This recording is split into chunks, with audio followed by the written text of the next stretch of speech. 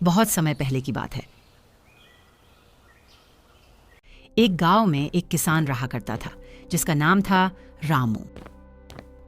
रामू बहुत मेहनती था। वह हर सुबह अपने खेतों में काम करता और ईमानदारी से जीवन बिताता। उसी गांव के पास एक जंगल था। उस जंगल में एक चालाक लोमड़ी रहती थी जो हर समय दूसरों का फायदा उठाने की फिराक में रहती थी। रामू के पास एक छोटा सा खेत था। खेत में वो सब्जियां, अनाज और कुछ फल भी उगाता था। उसका खेत गांव के किनारे जंगल के पास था। रामू के पास 2 बकरियां थीं। वो दिन भर खेतों में काम करता और रात को थक कर आराम करता। गांव के सभी लोग उसकी ईमानदारी की तारीफ करते। उसी जंगल में एक लोमड़ी रहती थी जिसका नाम था लाली।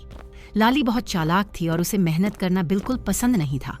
वह हमेशा यही सोचती रहती कि किस तरह से दूसरे जानवरों या इंसानों का फायदा उठाया जाए।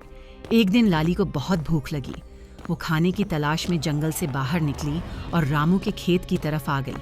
वहां उसने देखा कि खेत में पके हुए टमाटर और मक्के के भरे हुए पौधे हैं।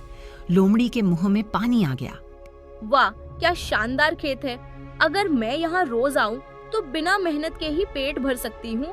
उस रात जब रामू गहरी नींद में सो रहा था, लाली खेत में घुसी।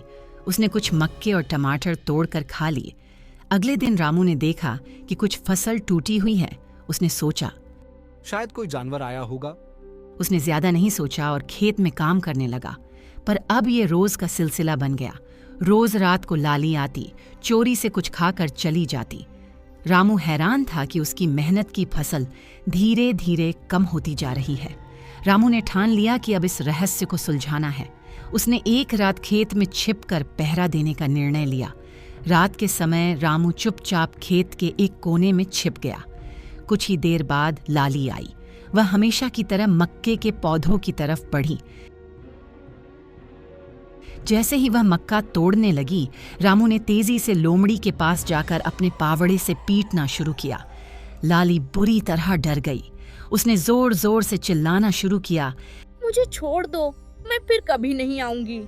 रामू ने कहा, तुम मेरी मेहनत की फसल चुराती हो, क्या ये सही है? लाली ने जवाब दिया। मैं भूखी थी, मुझे कुछ और रास्ता नहीं सूझा। रामू को दया आ गई। उसने सोचा कि शायद लोमड़ी सच कह रही है। उसने कहा, अगर तुम सच में भूखी हो तो मैं तुम्हें खाने के लिए कुछ दूंगा, लेकिन अगर तुमने दोबारा चोरी की तो फिर मैं तुम्हें नहीं छोड़ूंगा।